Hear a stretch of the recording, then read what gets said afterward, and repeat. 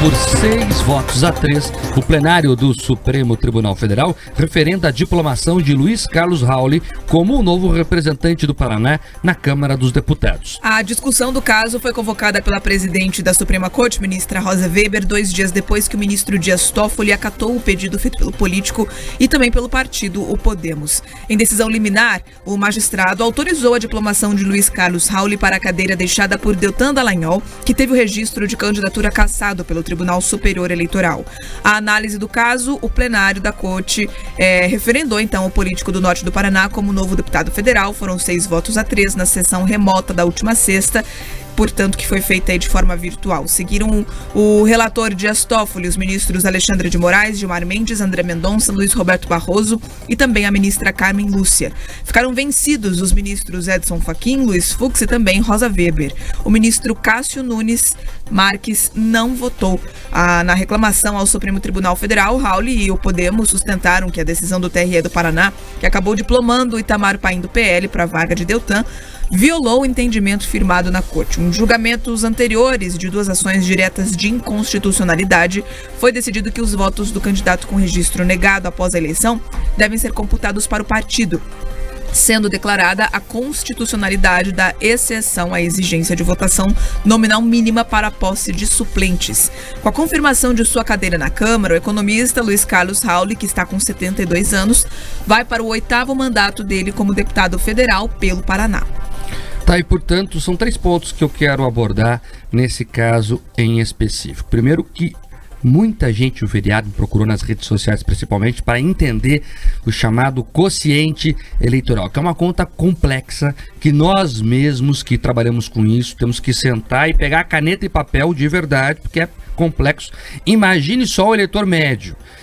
E o que eu quero começar falando aqui é que nós temos que mudar isso nesse país. Nós precisamos de uma reforma eleitoral porque não é possível que o eleitor não entenda em quem vota.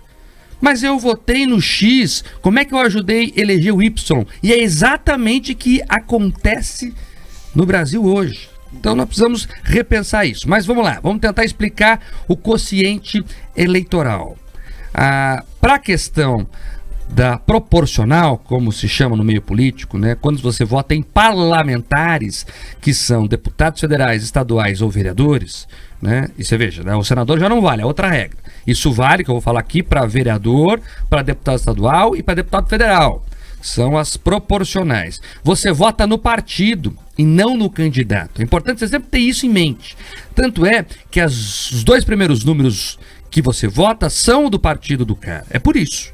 A chamada legenda. Então, tem lá o número 99, é do partido X. Depois vem o número, né, literal do candidato, digamos assim. Esse é o primeiro ponto. Então, o que aconteceu foi que o Deltan Dallagnol fez cerca de 340 mil votos.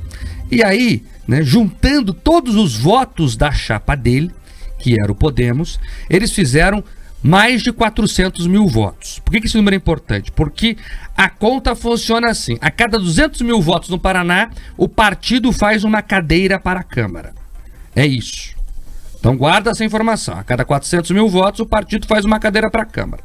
Ok. Aí, o Deltan, junto com o partido dele, fizeram aí 400 mil. Então eles tinham 2 cadeiras.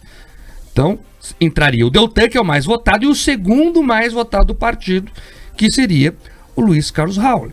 Ocorre que, aí tem uma outra regrinha, que é a cláusula de desempenho. O Rauli precisava ter feito pelo menos 10% do quociente eleitoral. Lembra que eu falei 200 mil? Por isso que esse número é importante. Ele precisava fazer pelo menos 20 mil votos. Números aproximados, obviamente. Só que ele não fez 20 mil votos, ele fez 11 mil votos. Então, não entrou. E por isso, a vaga foi redistribuída entre os outros partidos, que eles chamam de sobra de vaga. Então, isso foi o que aconteceu na eleição. Ok? Fechou. Aí, deu toda a confusão, Deltan Dallagnol foi cassado, a cassação foi confirmada, tiraram ele da Câmara. Então, abriu-se a vaga. O TRE do Paraná usou a lógica que eu expliquei até aqui. Não. Se o Rauli não fez os 20%, ele não foi eleito. Então, vamos chamar o próximo da chamada sobra. E chegou a anunciar, né, diplomar, eu até falei em empossar e o pessoal do TRE me puxou a orelha. Não, nós diplomamos, não empossamos, é verdade. Então eles diplomaram o pastor Itamar Paim, que é da região São José dos Pinhais, na vaga. Porque no entendimento TRE Paraná era isso. Ocorre que lá em Brasília eles têm outro entendimento. Não. O que o ministro Dias Toffoli fez, e foi seguido de seus pares, foi fazer o seguinte, não, ó, vamos lá. Essa conta aqui, que eu expliquei até agora, vale para a divisão das cadeiras depois da eleição.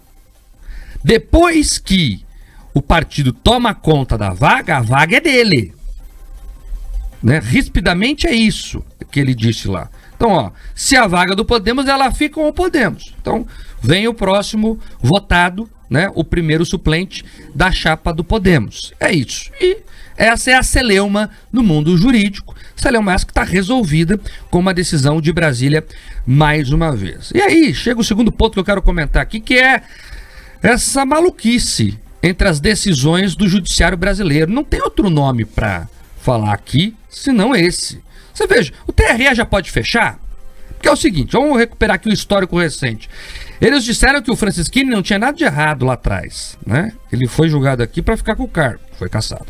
Aí, eles também julgaram essa questão agora do Dr. Dallagnol. De forma unânime, inclusive, disseram que a candidatura dele era válida. Chegou lá em Brasília, né?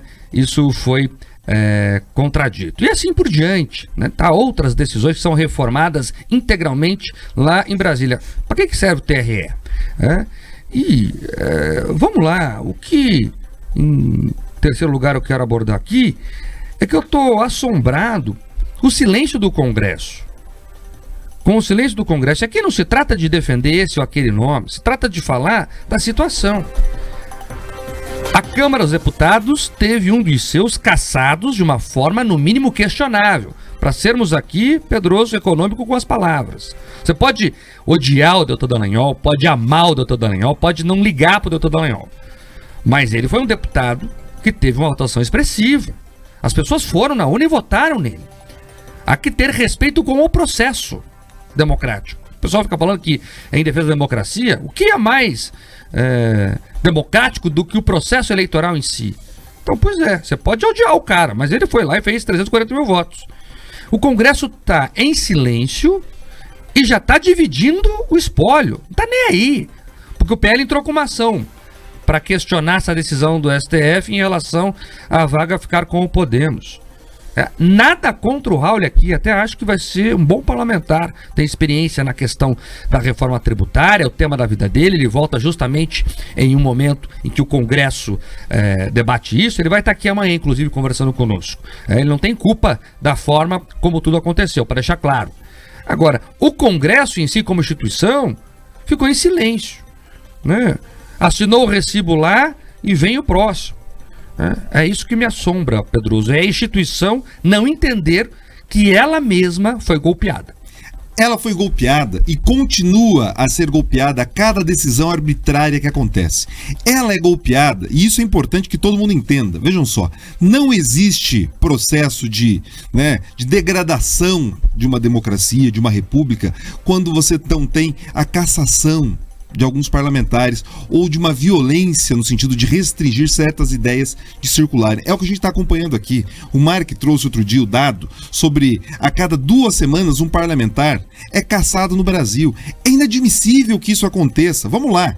Porque de uma forma ou de outra, a justiça tem responsabilidade aí. Se eles permitiram que pessoas concorressem de forma irregular, eles estão errados. Eles criaram uma ilusão para o eleitor, dizendo, olha, você pode votar nessa pessoa que está tudo certo. O eleitor vai lá, analisa os candidatos, verifica os nomes e deposita seu voto. Daí a própria Justiça Eleitoral, essa que autorizou a concorrer, Mark. Eles autorizaram, as pessoas têm que entregar uma documentação prévia lá. Não é casa da mãe Joana que simplesmente coloca o nome na feira, no bingo e vai. Não é isso. Eles têm uma análise, mas eles deixam concorrer. Daí, as pessoas percebem que quem eles elegeram não estão lá, não podem mais exercer o mandato. Meu Deus do céu, o que é isso? Então as pessoas estão começando a desacreditar no sistema republicano e na democracia, porque elas percebem que algumas pessoas são cassadas independente independente do que fizeram. E outras pessoas têm seu mandato mantido independente do que elas fazem. Vejam as decisões que possibilitaram ali o Arthur Lira a concorrer. Ele teve processos dormindo na gaveta do Supremo Tribunal Federal durante muito tempo. Andou recentemente quando estava aquela briga ali com relação aos ministérios, uma coincidência esquisita.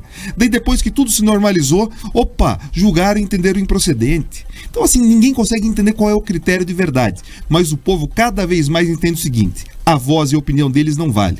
O que o Mark explicou no início sobre o quociente eleitoral, sobre as vagas, tem um nome na ciência política que é o sistema de lista aberta. O partido apresenta a lista e os eleitores reorganizam. Mas na prática, hoje essa lista aberta, ela não está funcionando. O que está funcionando é muito a lista do judiciário e muito menos a lista do povo, Mark.